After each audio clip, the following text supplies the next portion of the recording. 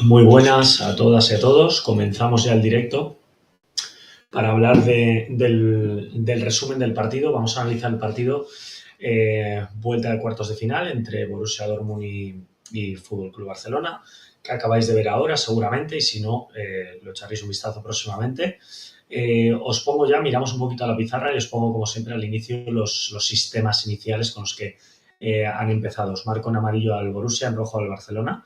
El Borussia ha cambiado respecto a lo que se esperaba o lo que hizo en el partido de ida, y ha apostado más por defensa 5, que sí que es cierto que Jan Couto en muchas ocasiones, sobre todo en la salida de balón desde atrás con el portero, pues llegaba hasta casi posiciones de extremo, y era Sule el que se abría aquí para abrir con defensa de 4. Pero en principio la disposición esto con el balón, pero sí que es cierto que cuando el que tenía el balón era el Barcelona, os pongo por aquí el balón, lo que hacía era quedarse con defensa de 5 el Borussia durante todo el partido. Muchos momentos de la primera parte la defensa muy arriba, ¿vale? Muy arriba, sí que es cierto.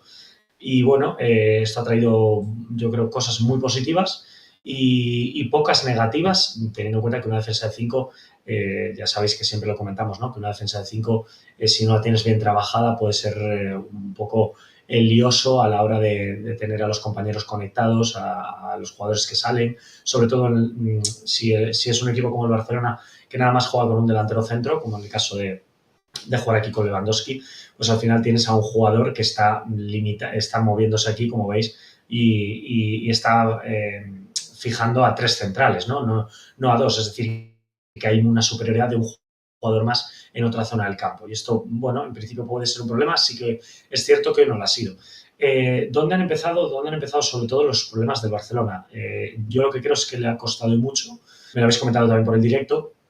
Por cierto, aprovecho para daros las gracias por vuestros super chats, super stickers, y bueno, pues os animo como siempre a que los que no os hayáis suscrito suscribáis para que recibáis contenido semanal que vamos subiendo por aquí por la academia, en forma de directos, de vídeos de contenido de valor, donde veis cosas de táctica, de sistemas de juego, de curiosidades respecto al fútbol, y que para vosotras y vosotros que sois, ya sea una de dos o profesionales del fútbol, entrenadoras, entrenadores, scouts, analistas, etcétera, etcétera, o gente que igual os gusta simplemente el fútbol y sois simpatizantes de este deporte, pues lo podéis echar un vistazo y estar atentas y atentos allí todas las semanas.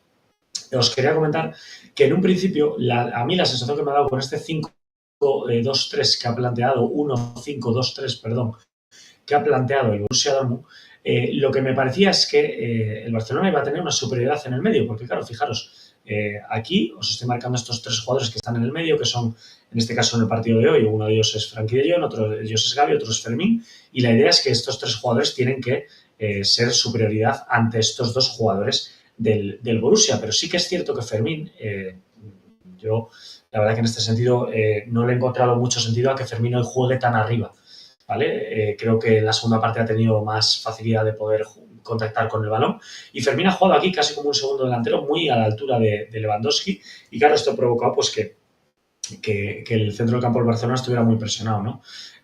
Os marco aquí a los 3 jugadores de Adeyemi, a Guirassy y a Bayer, que son los 3 que han jugado arriba por parte del Borussia. Y bueno, hemos visto estos pares que estaban aquí: Pascal Gross, que no había jugado en la ida, Endecha, que también había jugado, que sí que había jugado en la ida, y han estado aquí igualando, como veis, en este 2 contra 2, que os marco aquí con el puntero, han estado igualando en este 2 contra 2 a los centrocampistas del Barcelona, a los mediocentros, y yo lo que he echado de menos es que Fermín se saliera de esta línea de delantero, de segundo delantero, por así decirlo, con Lewandowski, viniera más a ocupar la posición de media punta. Que en principio yo creo que es lo que más le convenía al Barça. Para jugar aquí, y os lo marco con el puntero, este 3 contra 2, tener superioridad, poder mover el balón, y encima si juegas con otros jugadores en el equipo, como en este caso el Rafinha por un lado y Lamine Yamal por otro, bien abiertos, pues fijaros todo el espacio que queda aquí por el medio para jugar, porque los 3 jugadores del Borussia, perdón, apenas hacían retornos hacia atrás, tanto Bayer como Adeyemi les cuesta mucho. De hecho, a Adeyemi ya en el partido de día le costó mucho y fue clave en que el Barcelona encarrilara la eliminatoria. Y yo creo que en este sentido, pues aquí el Barcelona ha echado de menos esto. Gracias a estas dificultades que ha tenido el Barcelona a sacar el balón desde atrás, pues han producido pérdidas, sobre todo en los saques de puerta de Szczęsny, había imprecisiones, y los jugadores del Barcelona, pues ya te digo, tanto Frenkie de Jong como Gavi, llegaban muy apurados aquí a recibir el balón y cuando recibían casi siempre era de espaldas, no estaban bien orientados y bueno, pues gracias a esa presión, pues así cuando el Borussia ha marcado el 1-0, ¿no? Hay otra cosa que sí que me habéis preguntado y esta sí que os la quería traer y es, ¿qué harías, Rafa, para mejorar la salida de balón? Bueno, a ver, cuando estás jugando contra un equipo que te está... No es lo mismo jugar, puede parecer lo mismo, ¿vale? Os lo quería explicar aquí en el directo, a la gente que lo veáis a través de YouTube, de Facebook, de Instagram, etcétera. Los que no lo veréis quedará colgado mañana en YouTube.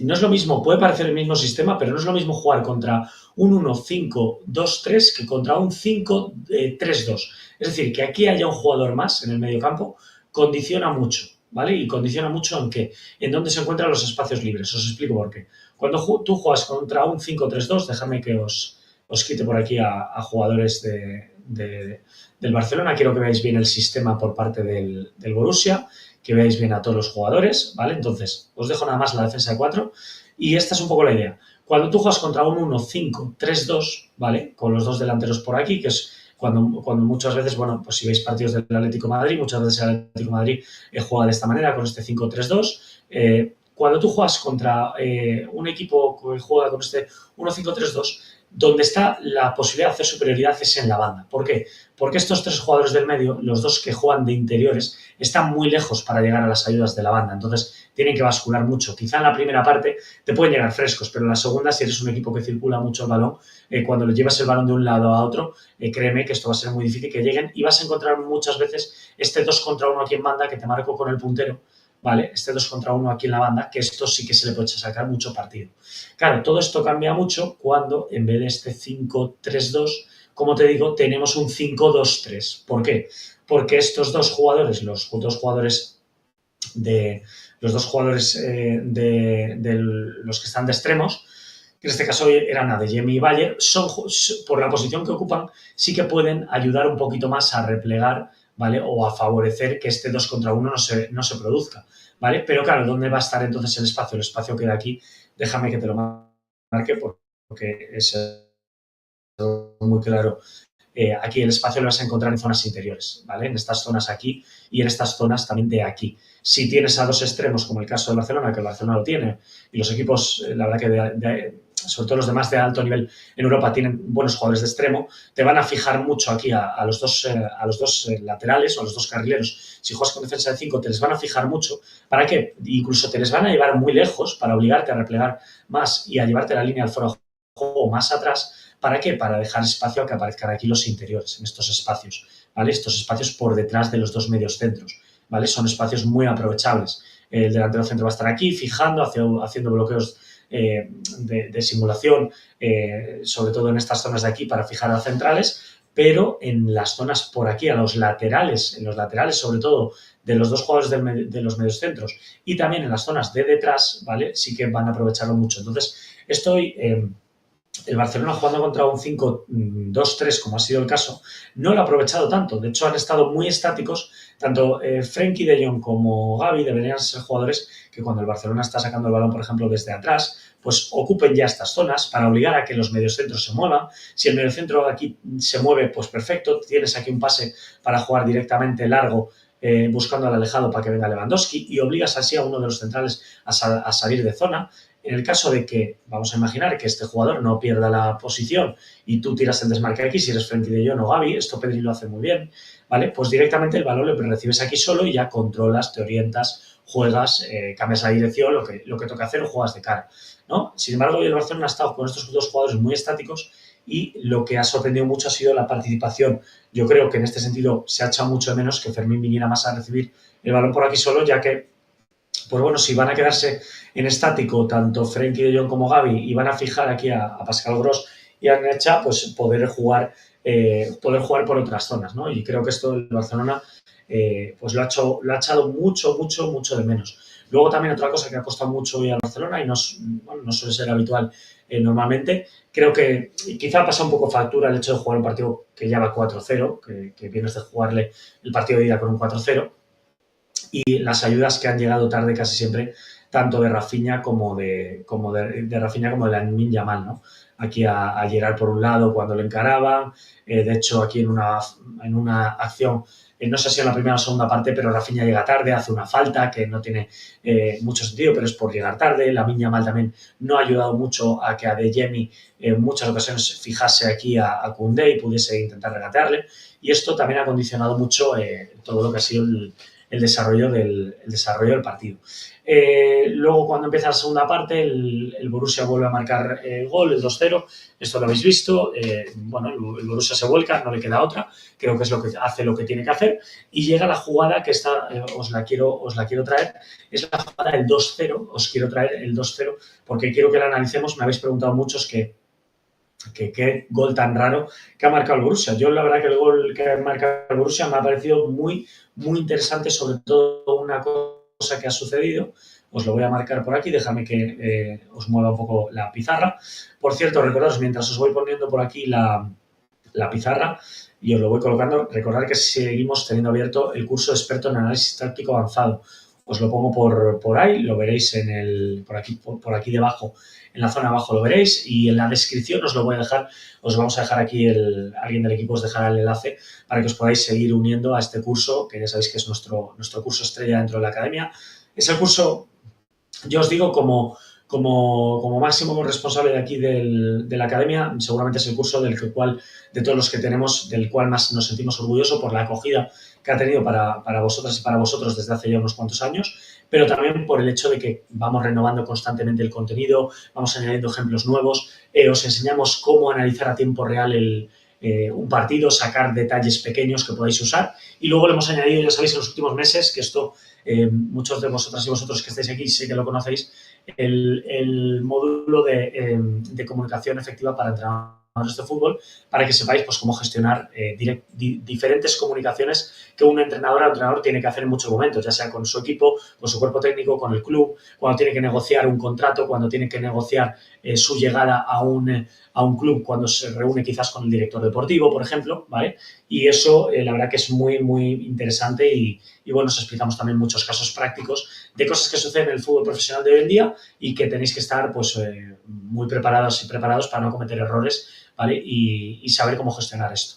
Dicho esto, vamos a analizar el gol, el 2-0, minuto, no sé si ha sido a principios de la segunda parte, ¿no? Me habéis comentado, creo que sobre el 47, 48, una cosa así, y el Borussia saca desde aquí un córner. Os voy a marcar nada más a Szczęsny aquí y os quiero marcar por aquí, que es la clave de todo, a Pascal Gross en la zona del segundo palo, que en un principio estaba cubierto por un jugador del Barcelona, ¿vale? Todos los demás jugadores os los voy a quitar de aquí para que no se solapen, para que no molesten y que veáis un poco la acción, ¿no?